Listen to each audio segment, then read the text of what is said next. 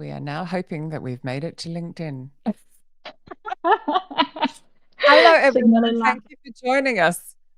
Is this thing on? We don't know. Um, Thank you for joining me and for joining Mirae as we celebrate. Dun, dun, dun. It's nearly here. My I can't believe second book. I can't believe I've got two books, let alone one book, which is officially publishing tomorrow. But thank you, Mirae, so much for coming and to talk about a subject that's so close to my heart as well, which is partnering with those managers. But before we do that, can you tell people a little bit about yourself in case they didn't read the blurb that I put everywhere? Yeah, for sure. First and foremost, congratulations. Super excited and I thrilled to think be I'm a just part of excited this. about the color. Yeah, just kind of little petted and just next to it. Yeah. Um, Thrilled to be a part of the conversation and celebration overall. And yes, as a quick introduction to me, hi, my name is Mirae. I'm currently a TA specialist here at TestGorilla, which does assessment first or skills-based hiring. We'll definitely get more into that a little bit later. But beforehand, I did was born in Korea, then moved to Canada, did a bit of hopping around, but I did grow my TA career from Country Toronto. hopping. Country hopping, yes, I think if you country can hopping. job hop, you can country hop. I've decided it's a thing. It can be I the decided the coin trend. term. Yes. And starting from Toronto, I got to work at tech companies, and quickly with the pandemic, everything that I thought as, TAs, people work, need to be at the office, need to be in person, has completely changed. And since then, I kind of never went back to working in person and been working remotely ever since. And now I work from South Korea. Right now, I'm in Croatia, hence the sunlight. Another But country hop. just another quick little stop for the See, company now I lunch. know, understand why you agreed to 3 p.m. so easily because that would have been quite late in Korea. So It would have actually, been 11 p.m. and it wouldn't have been shining such great light on me. So yeah, no, you've got that beautiful soft Mediterranean light going on. I'm embracing it as much as I can. Oh, I love that. I absolutely love that. And we've got lots of it. Wow. So we've got people from Cape Town, Portugal, Dubai, Johannesburg. Talk about country Yeah, hopping. It's all happening. yay! Charlene's in, which is lovely. Tony, hello. And oh, I'm live on Facebook as well. Oh, this is so totally Hello, exciting. Facebook. I know. Now, we had the most hilarious pre-chat, which was a lot of fun. Now, first and foremost, I have to thank TestGorilla because, I mean, one, we've worked together previously and you're supporting this, which is awesome. And importantly, you're in the book. You have made it Woo! in. Um, Talking about those skill-based hiring and all those sorts of things. But I'm going to start probably where you least expect before we get to the partnering. So we've talked about how you manage because this for some reason excites me. I get lots of recruiters saying to me, and that some of the motivation behind writing this was that when they're partnering with their hiring managers, who I like to just call managers, but hiring managers, they ask for these ridiculous unicorns. But you said that you use your own tool to get them to not be ridiculous. Do you want to share how you do that? Because I just really loved it. I thought we've got to get to that before I forget to get to that. Love it. Yes, happy to get to it. So just to kind of to share that, I need to wheel a little bit back to talk about how do we hire at TestGorilla. Yep. So with Yep. skills-based hiring, there are multiple ways that you can insert the assessment or different kinds of like testing throughout the interview Yep. process. But us, we do skills first, experience second approach. What that Yep. means is that we're not saying experience doesn't matter. We're saying that we want to look at your skills first as a part of your application before we even dive into your experience. So, as a practice to that, as a part of the application process, the candidate has to go through an assessment. Now, it can Yep. be a stressful experience and difficult for the candidate Very. as well, right? Yes, and that's why our goal is to make sure that the assessment is one, very focused on the role. It has Yeah. to make sense to be added as a part of the time that needs to be invested by the Mm. candidates. And two, from the recent research from the candidates, they also mentioned that shorter the better, more information the better. So that's also something that we're also trying to provide as well. Uh, but because we already know these information and because assessment is a part of our first stage of the application process, that kind of helps me to bring that conversation with the hiring manager. So if they Yeah. say, oh, yeah, with need to haves, I have like 7 different need to haves, and we have different assessments, like, problem solving, critical thinking. They sound kind of similar. Can we just add both? I get to Yeah. say, no. No. Because one, that's a lot of time investment that we're asking from all the candidates. And two, we have limited space and time that we want to engage the candidates. We don't want the candidates to feel like, oh, overwhelmed by all these minutes of assessment and drop out and not finish the assessment. So we I have to do. be really well balanced in what we add to the assessment and what the candidates might want and can't actually finish. So is that because I'm thinking a lot, sorry to badmouth hiring managers, but many of them actually don't care if it takes the candidate a lot of time. So, but is it because you have people drop out of the process and you can show them that you're losing great people? Is that where you can, because there's got to be something in it for the manager, right? So is that where Yeah. the negotiation can kind of come in? Like we only need one test because one, they're similar for those two skills, Yeah. but also you're going to lose people. You're going to lose great people. Is that Mhm. where that, is that what you do to persuade them? Because I'm just thinking, I just know some of the arguments that'll happen. By the way, if anyone has any questions or comments, preferably write them in Crowdcast. I'll try and see them in LinkedIn, but I probably won't. I'm now So opening yes, the LinkedIn event so I can see comments. There aren't any good. Yeah. Phew. we're good. We've all covered. Um, Yeah. yes, that's a really So is great that how question. you So do that persuasion? Yeah. it's about persuading. Of course, we all want to say Mm. we want to deliver great candidate experience, but I think Yeah. ultimately it's about the cost that the hiring managers can really feel, right? And Yeah. the cost that the candidates, or rather, I keep on saying candidates, the cost that the hiring manager can really feel is one, and the number of quality candidates that enter the pipeline that they can actually review and Mm. conversation with, but also as to the reviews and other things about the overall process. So, utilizing the limited space and the time that we have on the assessment, along with Yeah. balancing with the good candidate experience and having that be a part of the conversation as to why we should not add all the assessment in the world and also be Yeah. only limited Love that. to 5 different tests that you can combine together as well. So thank you, TestGorilla, for limiting the number of assessments that we can combine. So Your yeah, assessments are quite quick as well, aren't they? They're not like, because one of the things I found during the researching is there's these very long tests and people dropping out because they're like, oh, come on, this is time's money. And but yours are they are limited, aren't they? And everyone yes, gets correct. feedback, which I think is really important. Everyone gets feedback because all candidates get to create their own profile where they get to see their own responses and how they done on the Yeah. all the assessments. So that is So also cool. great. Yeah. Yeah. And otherwise, as to the length of the assessment, yes, it's relatively short, but that's also the reason why, because we can add different short assessments to create Yeah. a big long one. We don't want to create super long one for the candidates to drop out in the middle, and the assessments stop being really relevant if we end up putting too many Mm. need to haves. So yes, it's really great to just really focus down on what are our key need to haves that we Oh, really want to ask in the first step of the process. We're not saying you cannot ask the candidates that question later on yeah. in the process. This is the first step of the process. What is our core need to Yeah. have? I really love that. Hello, everyone who's joining. I can see people popping up from all over, which is so exciting. I do. I just love that you. I mean, I especially love that actually we need to cover this as well, where your tests fall in the hiring process. But I just like the fact that you're actually pushing back and like using the technology to whittle down. Because I do think there's a lot of mental health issues being created by recruiters having to go and search for unicorns.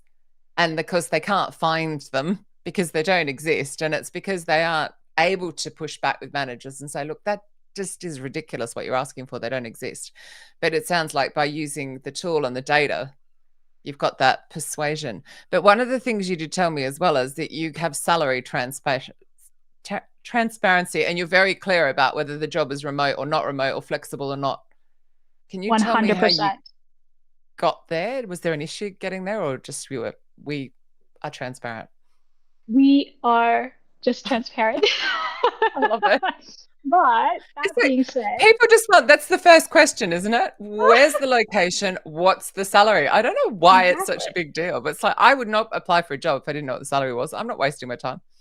100%. But I think what really drives us to be also extra transparent is the fact that we also have assessment first. We want to create enough motivation, enough clarity and information for the candidates to feel like, you know what, I think I have a good Mm. enough fit. I'm excited by the video that the hiring manager posted about the role, and I can really relate to how they're planning on growing the team.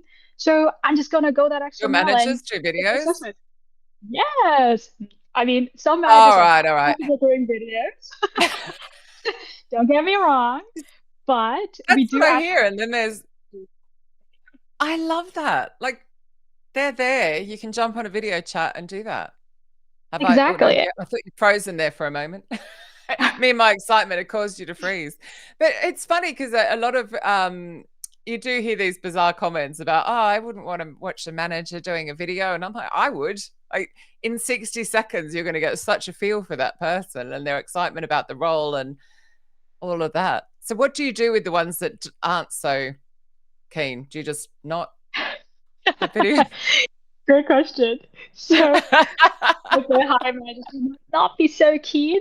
Obviously, that does happen. We still try Yeah, to provide some information by kind of yeah, highlighting process. So, hey, we have the assessment. What does that assessment look like? What kind of email are you going to get? So that they at least get yeah, some information. But yes, hiring manager's video is powerful because you yeah. really get to see the person before you apply. And Yes. like you said, you get the feel for I the feel the person energy. and their enthusiasm Yeah. and feel the energy. So yeah.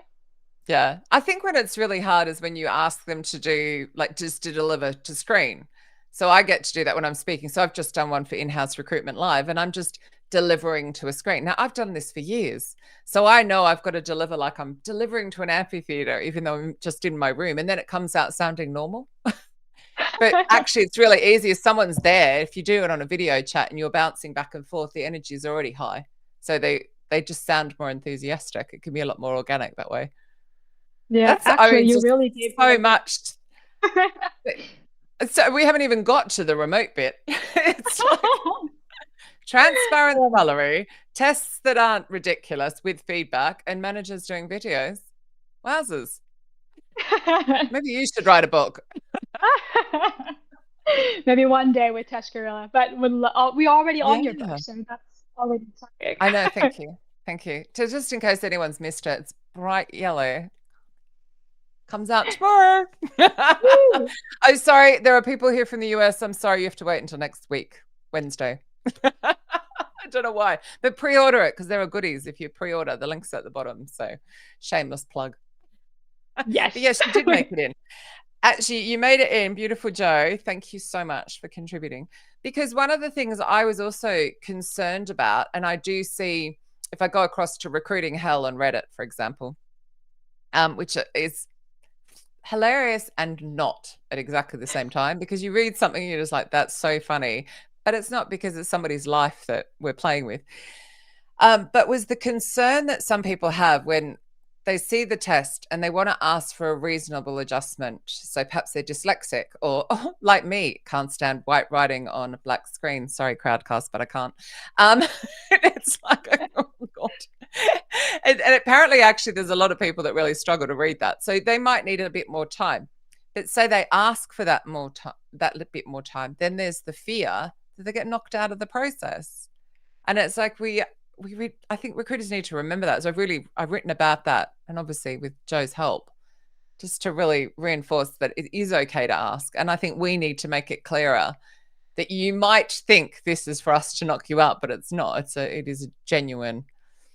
Do you advise your 100%. clients with that, or have you felt that yourself with candidates? Great question.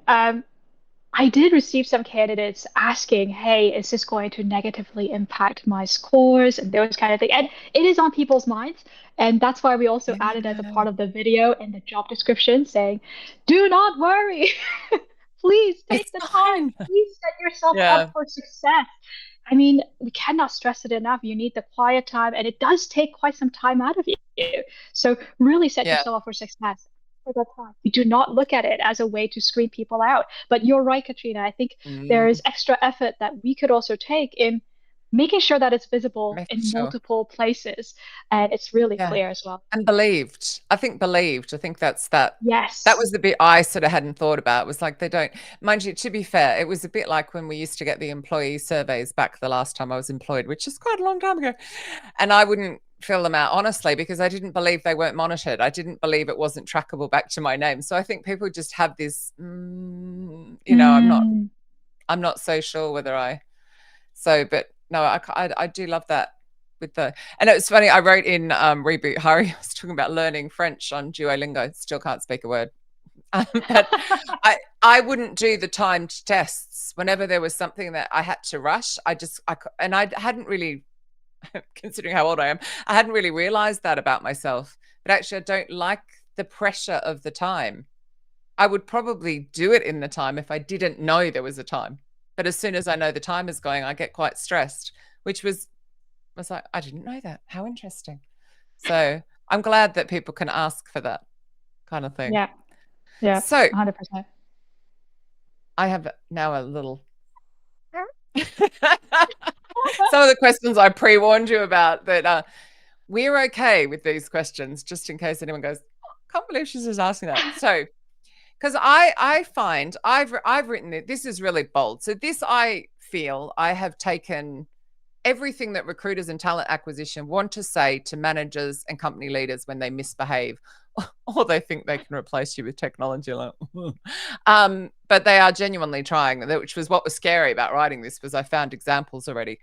But I've written it as a bullshit, old, white female who doesn't have a problem with managers because there's no way I'd allow them to disrespect me. And I'm not fearful of the escalation palaver, where the manager goes to their manager and it comes across and Yeah. comes down. So as a younger female, sorry, and then also as somebody who was a country hopper, so moved from Korea it was Canada, wasn't it, first, and then you've been working with European companies. Have you had that situation where they just won't take you seriously or they disrespect you, and how have you dealt with that? I think that came out politically correct for a change. I said it much better in the I think prep we're call. safe. Yeah. In the prep call, I just went, what's it like to be? Good for recording. Yeah. So I would say I was fortunate enough to not have had such a strong pushback saying, I do not want this person to be working on my role in the past. So that Couldn't as a first imagine having girl, that. yeah, I already know that, it can exist. So I'm grateful that I Yeah. haven't had to go through that personally. But Yeah. that being said, as I was growing my career, I've had male managers who was already been doing TA for many years. And they've also kind of seen it coming in a way that they always try to be a huge advocate for me. Hey, Mirae is capable. She has done it before. Mm. But that doesn't mean that, okay, now that they've been a big advocate for me, I can just do whatever. Yeah. I really prep myself. And some of the things that I've done, and something that I still do, because now Mm. my manager is head of people and culture, who's also a woman. Mhm. Uh, some things that I do now is, of course, one, doing research. Is it a role that I never hired before? I want to know what it is, so that I can bring in some sort of market knowledge, or So you asking good come in questions. feeling confident that you have some Exactly. understanding. Yeah. Love Exactly. I'm that. not coming in, going in, tell me, right? Like I'm Sorry, what's walking a in. developer? Yeah, exactly. Yeah. And also asking good questions. Just acknowledging the fact Mm. that I cannot know everything there is to know about JavaScript because I'm not a Yeah. JavaScript expert. And But just have no having plans to be. exactly, like Yeah. something that I also found to be really interesting as a Did conversation you ever is, yeah, Oh, sorry. sorry. I was just going to say, did you ever feel quite vulnerable? I think I think vulnerability is power. So I think if you've done your research, so you feel confident that you've got some idea, but then there's that vulnerability of going, look, I'm never going to do the role. I'm not working in the role. I need to understand it. You need to talk to me like I'm 3. Can you answer this question? Did you ever feel concerned doing that? Or are you quite, I think you're quite comfortable just to go, Yeah. this might be a dumb question, but. I think hiring for technical roles where I have zero Mm, understanding about like yeah. functional programming language has really helped Yeah. and kind of really increased that comfort level with being vulnerable about, hey, I don't really know in what functional language makes actual sense in like similarity. Is it all functional language that makes sense? Like, right? Like Yeah. those things I can do the research, but I can never really know to the full extent how applicable is it to our roles and what they're looking Yeah. for. So that really helped a lot for sure in being more That makes comfortable. sense. Yeah. I do feel like, and I think one of the things you said, and I have noticed this chronically, and I apologize for anyone listening if you're offended by what I'm about to say, but there is a massive lack of curiosity, which is bizarre because we're recruiters and we spend time asking questions, but there's this weird curiosity. We have this internet there. We can at least do some research and have some understanding of, what competitors perhaps have got the same technology, or what does it possibly look like. So at least to go in with some information and the difference 100%. that makes in a confident level.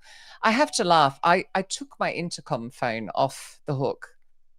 No, it's just bashed at the door and rung my doorbell. I was like, I'll take the intercom off so we don't get any noise interruption. No.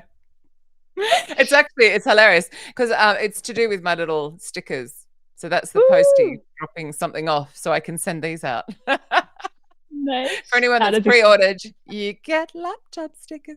I knew he would Woo! come. The only hour I'm live on he's still bashing. It's like as if you planned it, right? It's like, by the I way, know, but don't forget if to I get up and go to the pre-order. door, everyone's going to see I'm in shorts in the middle of a live. I'm going. All good, all good.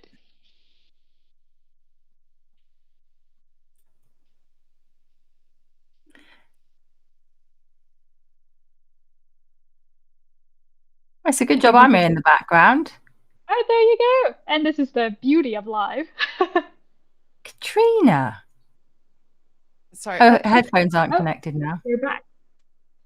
Oh, there we Nope. go. I'm going again. Hi, Hilarious. I'm Louise. so he would not go. The bashing at the door. And it's to do with Yay. this book. That's quite funny. I've never done that live before. Hope everyone enjoyed my shorts and my bare feet. Love it. I wanted to add one more thing for everyone who kind of feels like, I don't know where to start about being curious and asking question to the hiring manager. Yes. One question that I personally felt relatively safer, kind of to start off Yeah. with, is for example, when we're sourcing and we want to get to where the Yeah. best candidates are. We're great Yeah. on LinkedIn, we're great on sometimes GitLab, but not on all platforms. So what I like Yeah. to ask the hiring manager or the hiring lead is, hey, you are the one who's living and breathing and absorbing content in your space. Where can I Yeah. go to find people like you? Or where do you think I can post a role Exactly. so that we can get the most relevant, skilled people to have a look at Yeah. our role? So that's one of the really safest questions that I think we can ask without really feeling Yes. like we are kind of questioning our own expertise or otherwise. So I'd recommend that. Exactly. And I think the other thing is if you're asking a question like that, like where do you hang out? Where, because you're a developer, you're not on LinkedIn, where are you hanging out, right? And Yeah. then you can say, can you share this job there? Would you feel comfortable doing that? Or can you direct me to some people that you think would be great to maybe share our job, that kind of a thing. So it's a warm way of doing that, isn't it? I love that. 100%. Louise has written a comment. Now, hang on. I think there's a way I can bring this on screen, but I've forgotten how to do it. Present message on stage. Dun, dun, dun. Not a question, but a friend applied for a role and as part of it did a TestGorilla assessment a week ago and messaged to say she enjoyed it. Woo! Oh, 10 How out of many times 10. do you hear that, right? Like I didn't going through even a pay assessment to have assessment. that. I love it. I love it. Thank you so I much. know my partner in crime, Glenn Martin, who will be helping me with when we do the proper book launch party on the 11th of September. Don't forget, if you pre-order, that's how you get to come. I don't know how many times I've said pre-order. Have you pre-ordered it yet? Oh, I've lost Mirae. He also used TestGorilla. Oh, you're back. It's all happening. I'm running out to get the post. You're disappearing off screen. At least it's book-related post. Otherwise, I totally would have ignored it. But he used it as part of a big hiring project that he did as well, actually hiring vets and vet Wonderful. nurses, and I couldn't think of the words then. And it worked extremely well. So you get a lot of praise. You wouldn't be in my book otherwise. Not everyone gets in there. And actually, on that, unlike the Robot Proof Recruiter talks about a hell of a lot more technology, this is much more about the human relationships. And that's, yeah. Okay, actually, speaking of human relationships, the whole title is partnering with remote hiring managers. And we're here. Do you find it harder, or is it now because you've just been partnering with them remotely for 4 years? How does it differ from in person when you can just sort of storm in and stand over them and demand stuff? That is very true. There are a few things. How do you virtually demand stuff? So one of the things that I also really love asking hiring managers in our intake meeting or role alignment meeting in the beginning is, how do you like to connect? Like, what is the best way for me to reach you? Is it async? Is it sync? Is it in what frequency? Is it weekly, bi-weekly, or can I just get you as needed? Right? That really helps it. And what actual channel? Yeah. As well. Yeah. Exactly. One of my mentees, he was kept sending Slack messages. And I'm going, is it possible the manager doesn't like Slack, being you've sent 10 and they haven't replied? Maybe they don't go in. I literally go into mine once a day. I hate it. Yeah. So maybe you need to call them, walk over and see them, email them. Like that. I think that's a really important question that we forget to ask. 100%. And because we have to work mostly async and 100% remotely, how I can best reach you to be able to get your eyes on the things that I need action on ASAP, so important. Yeah. Do you also set up a trust agreement? So in the recruitment alignment meeting, which I've renamed it in this book, otherwise known as the intake, I just keep changing the name. But do you set up an agreement, like if you find a really amazing candidate, are you permitted to just book them in for an interview? Like, can you get to that? Yeah, I love that. That's a great question. Yeah, we do get to that point, but oftentimes it ends up happening a little bit after kind of doing a sync with pre-screening, because we have our assessment first. There's a lot of different nuances and answers that candidates give that I want to double check. Hey, is this also a quality answer or not? Then with that feedback, we feel aligned. And once you feel aligned, hey, do you feel confident in the way that I've been showing? I think potentially move forward.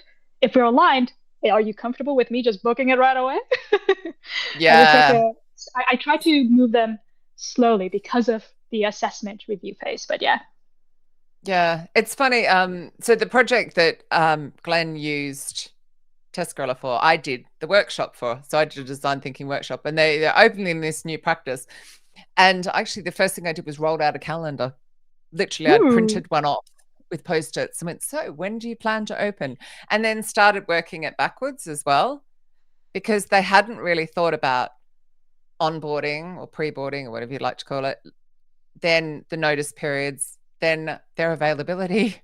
And so, and they realized they needed to have been hiring 2 months before, unless we did something different, which is what Glenn ended up designing and rolling out. But it was that, I think if you don't have the meeting, you don't get really clear. So when is the last possible date that you can hire someone? Let's work it backwards. Can we block out time in your diary now? And I've been really clear about that in here, and I am in Reboot, in the Robot Proof Recruiter as well. My books have 2 similar titles, I've now realized. 2 starting with R's. Yeah. That's just, God, Menno brain over here is not going to cope with that. But anyway, at least they're very different colors. But I think it's so important to do that. And I think it makes you, as their partner, look a lot more professional as well. It's like, if you go, right, let's just, before we get to anything, work this backwards. Have we started at the right time? And can we block off time for feedback, for interviews, and, for pre-boarding and starting as well? And then I think they kind of go, oh, okay, this person's quite serious. They're going to do a good job with me. And it's such a key question to ask, right? And sometimes we ask, so how soon do you want this hire to start? ASAP. No one has ever said, you know what, in about No. like a year and a half. No, never. In the next quarter. What's the ASP in reality? What's the latest Yeah. date? Exactly. And just kind of once Because you get hearing that, then questioning. they do that. Sorry, I'm totally talking across you. Sorry. They do that thing where ASAP, and then they don't answer you for 2 weeks, and it's like, Yeah. Maybe not mm, as soon as possible as we maybe thought. no. And recruiters end up closing requirements and all sorts of stuff to get their attention. Yes. Yeah. Yeah. So anyway, I interrupted your thread. Sorry. No worries. Yeah, what I meant to say was once you Mm, get the hiring manager saying, I need this hire by October, I yeah. like asking, why October? What prompted that? Is there like a key deliverable project that this new hire will need to be Exactly. onboarded and tied to and all that kind of stuff? Like, has it been thought through? And in our conversation, we ended up realizing that due to the hiring team's availability, we actually cannot do a start date on that day. So, Yeah. yeah, it's a really base and key question that we really need to ask. Yeah. Helps a My lot. other questions that I think are also really important is like getting the cost. So you've got this, you've realized that you can't get that person started by October. So what you want to know is what's the cost to the project, to the team? Is that adding pressure? Are you risking? Is there a flight risk in the team because of that? And is there a personal, like if we don't get somebody, are you going to miss out on a promotion? Is there, because when you can get that from them, one, you've built great trust, you've got rapport and Mhm. trust, you can get them to answer those, but you've then got that thing to dig them with. When they don't give feedback, you can go, well, you told me this is costing £5,000 a day. Do you think maybe you could Yeah, just maybe, and it's, exactly. And I love the framing that you've done about, the retention and the other costs as well, mm, because I think that's where we can bring in that level of mhm, partnership of looking at talent and recruitment as a holistic mm. practice than just hire this role, fill this role, done, right? And we are part of the Oh, bigger conversation. So yeah, yeah, I think there's a whole section in there about the cost center. So mm, I mean, for people who are on the agency side, it's not so much, yours is a direct cost, you're 20% of basic or whatever it is. But for talent acquisition on a spreadsheet to the company, it looks like a cost center, which is kind of crazy because the people recruiting the people and the people decide the fate of the company, right? But they're a cost center. So I've done a whole thing. But one thing I will say for anyone listening, and you'll probably hear me say this a lot because I'm just going to keep saying it, is please know who your star hires are. So whether your agency, that's for your clients, if you're internal, this is for your managers, right? Know who you brought in. Like I hired Mirae, she came in and she delivered this many hires that saved us this much money. She introduced this process that saved this. She recruited this salesperson that did this, and I couldn't get that one from recruiters when I went looking. And I was actually really disappointed because I went to my faves and was a bit shocked. But some of that is because talent acquisition has been treated so badly in the 2020s and is so mhm. overloaded with requirements that Yeah. actually they can barely breathe, which is stupid. Company leaders, if you're listening, I explain all of the reasons why it's stupid in here, by the way. And it's that, so they don't have time to know, but it's like a case of just keep track of who you've hired so that you can go, oh, we're a cost center army. Let me just tell you about the last 5 people I hired. And then they'll be like, whoa, okay.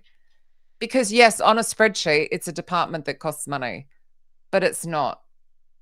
And And we have to that's, measure the impact that our work has made. I completely agree with you. yeah. Yeah. And then you feel, I mean, I always think every Friday you should know, like, what did I do great this week? So that when you feel confident as you finish the week, here are 3 great things that happened this week. And then it's also when you're in a meeting with a manager who's being challenging, you can sort of say, well, okay, I understand you feel that way. Bob used to feel that way. And what happened was this, and this was the result. And you just say it, with no emotion, very confidently, data, telling a story, persuade them. But you haven't had to do that. Yeah. You're just too good at this, Bob. So you need to write a book. I must say, I'm lucky to be a part of TestGorilla, right? It's like, hey, this is our product, let's do it. Yeah, I think you clearly have created as a company a really great culture though. So there is that real openness as Yeah, well. 100%. What Yeah. what was it like though in previous companies where did you have transparency of salary issues in previous companies? Ooh, yeah. I mean, being Tricky questions I didn't 100%. warn you about. No, no, all good. Um, there were some difficulties. I remember in our very first Canada, when I first started my Mm, career, yeah. having a compensation on a job description was almost controversial. What? Wow. Yeah, it was like, yeah, but everyone else will see it. How would they feel? There were so many Yeah. conversations about whether we should or should not, and the leadership comfort level about, basically being super transparent about the salary range. So I remember it was like a big Mhm. conversation, and we wanted to get there, but there were other aspects of our company being acquired and other things that it moved the, priority level. It just kind of went down. Um, Yeah, there's that if you're a startup, so everyone like it's just grow, grow, grow, and all the salaries end up all over the place. Or you're a really long established company, so there's a huge, probably usually a gender pay gap. And you don't want to fix it because if we put what the salary is in the job description, then we need to go and pay everyone properly. yeah, It gets very messy. yeah, I think one thing that I'm really grateful about is that TestGorilla, since very young and early on, we've Mm, opened up the transparently about the salary ranges on all the job description. And it's exposed yeah, as euros, obviously, and we hire worldwide, but we just put it as yeah, euros. But still, it which gives is the fine level, because yeah, people can work it out. clarity for everyone Yeah. that this is the range that we're going to be hiring in. And you can write the compensation range that's lower than the range or higher than the range, but it is still going to be Mm, within the range from us because yeah. we've been transparent. Yeah. Actually, I'd be really curious for people that are sitting in the chat over here on Crowdcast. I would love to hear if you will apply for a job if it hasn't got the salary on it. I'm always really curious because I just wouldn't. I just Yeah. wouldn't waste my time. And there are people live here, so I'm like, I'd be curious. Would you apply for a job without a salary on it? Because it comes up all the time. I Hmm. do love the fact that it is. I mean, it's got a bit silly in the US, hasn't it? Because they have to in certain states say the salary, and then they go, it's from $50,000 to $150,000 or something stupid. You're like, what a waste And of everyone's yeah, time. You know, the poor of recruiter course. as well. Let's not forget them. Now, didn't you have a Yeah. question for me? I want to make sure we get that in. Yeah, absolutely. Didn't you? So You said you did, and thank I you just for the realized list. there's I only 8 did. minutes I left. did. How's this happened? Oh my gosh, the time has run. Okay. Um, Tony would apply. He relishes the following discussion. Interesting. Stephen wouldn't. He's like me. Yeah. Interesting. Yeah. So my question to you, Katrina, is you consult worldwide, recruiters and TA Mm, specialists when you're writing your mm, previous book as well as this one. Was there anything yeah. that really surprised you when you were writing this one? Like changes since the last? Yes. Yeah. I have to say the absolute horror of genuinely seeing companies trying to recruit without recruiters. Like in the past, it's been a bit tongue in cheek. I called it the robot proof recruiter really as a joke. Like it's serious because technology is there. And could you put the human first technology in its supporting roles? So that to me was really, really important. But I never for 1 minute thought they would just get rid of TA and try. And I genuinely think now that there is some trying to swear ridiculousness happening out there. So, because let's look at the 2020s from a talent acquisition point of view. So, internal recruitment, they got fired, Yep. rehired, fired. Then they've rehired, kind of. They haven't fully rehired their teams, or they've hired very junior people into extremely senior roles, so they can't push back. And then internal recruiters are overloaded with applications. I am grossly generalizing, of course, so that again they can't push back, they don't have any time, they're just frantically firefighting, and the mental health of that whole team. And then what's happened is AI has got very, very, very popular all of a Hmm. sudden. It's like everyone, it's been around for ages, but suddenly it's buzzword bingo. And the vendors are so loud screaming, you don't need recruiters, we can do this for you. And then genuinely seeing companies trying, and I just feel like TA is going to get thrown out again. And then they're going to Yeah. companies are going to go, oh my God, what are we doing? which would be great for agency world. You'll love it because you're going to pick up so many roles. And then they'll rehire TA again. But in the middle of that, we're going to lose even more brilliant people out of the profession because people are being burned out. So that was the startling. It's like, as you know, people are quirky, right? And has anyone asked the people if they want to be recruited just by AI? They'll do your tests because it's short and it gives them feedback. There's plenty of, I see plenty of people not refusing to do those tests. They're like, I know my worth, I'm not doing it, because they're long and they're all day long assessment. And they're like, no, stop treating me like this. Like, you want free work out of me. So it's nobody's, it seems, on the AI tech vendor side who are going, we can replace recruiters, talking to the human beings who are like, we're quirky, we have thoughts, feelings, and emotions. This is our lives and livelihoods. No, we want to talk to a human being. Yes, they might have more bias, but they're going to answer all my silly questions like, can I bring my dog into the office? You know, like kind of crazy stuff like that. So I just want to see what's going on down the side here quickly as well, because I asked the question before we got 4 minutes. Competitive salary always makes me laugh. It's from Olive. Therese, so the Therese would apply because the conversation is sometimes interesting. Charlene's like, me? No, I think I just mispronounced your name. I said it like an Australian. Waste of time, or it needs to be disclosed. Yeah, Stephen. Yeah, I concerns about the employer. Oh, Olive's got a question. Oh, here we go. Did that work? Yes. Great conversation. Thank you. If you had to pick just one, what's the biggest challenge to overcome doing talent acquisition remotely versus in the office? And what's the biggest perk? I don't have to be near the hiring managers. No, I didn't say that out loud. I mean, beyond official jeans and otherwise, I know you're wearing jean pants. We've all seen it, Katrina, but you know. I know. I just run out there with my shorts and my bare feet. It's 28 degrees today in London. I'm just saying we're having a freak hot day. Embrace it. Embrace it while you can. The biggest perk, I would have to say, at least in TestGorilla also, is the fact that we can work async. It's not just that I'm present here from 9 to 5. It's that, hey, I am kind of making and molding my life around it and still doing good work. And that's what matters the most, right? And I get to use a lot of fun emojis as a way to connect with hiring managers. That's something always been fun. So, yeah, which is really cool. And there's no negative. You haven't found it. No. The only negative that I would say is that not being able to walk up and say, so when are you going to get me that? That you and I've already talked about. Yeah. So I would say that's the only negative. Yeah. But I think if you can do that, like I've explained so many times the importance of that meeting, because to me, when I looked at the books on the bookshelf for managers, there were none about the recruitment alignment meeting, intake strategy session, whatever I'm calling it this week, right? There was nothing about the importance of that meeting, of setting the entire thing, the entire process. But if you can get that meeting and agree the communication and agree where they want to be, you know, they might want WhatsApp, right? Whether you like it or not, that just might be their thing.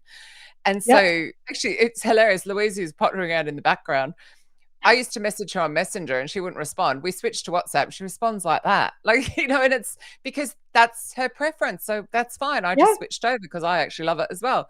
So it's kind of like setting all of that in place and then off it goes. Exactly. We're running out of time. I can't believe how fast this goes. I should have set these for an hour. I'm thinking everyone can have a little, you know, break before their next meeting. If people would like to connect with you, are you happy for them to send you an invite on LinkedIn? And yes, I'm happy to get in touch. Please get in touch with me via LinkedIn. I'm on Recruiter Person. We do all the time. So yes, feel free to reach out. Obviously say that you heard her here. I heard you talking to Katrina. I need to know more. Then I'll be like, okay. Thank you. Absolutely. Thank you all for being here and for all of your questions and for just, you know, joining the perk. Please, it is out tomorrow. If you happen to order it today, don't forget, go to my website, register. One, you can get yourself the much coveted laptop sticker. I mean, they're beautiful. Look at that. But also, it really, really helps with the pre-sales, which will help it get to those managers and leaders. So if you can order it today, I will be so, so grateful. So thank you very much, everybody, for being here. Now I've lost the button to stop it. I've forgotten where the stop button is. Oh, end broadcast. There it is. It's moved. I last used this about 4 years ago. It's got very good. Mirae, thank you again so much. Thank you. Thank you for having me. Bye.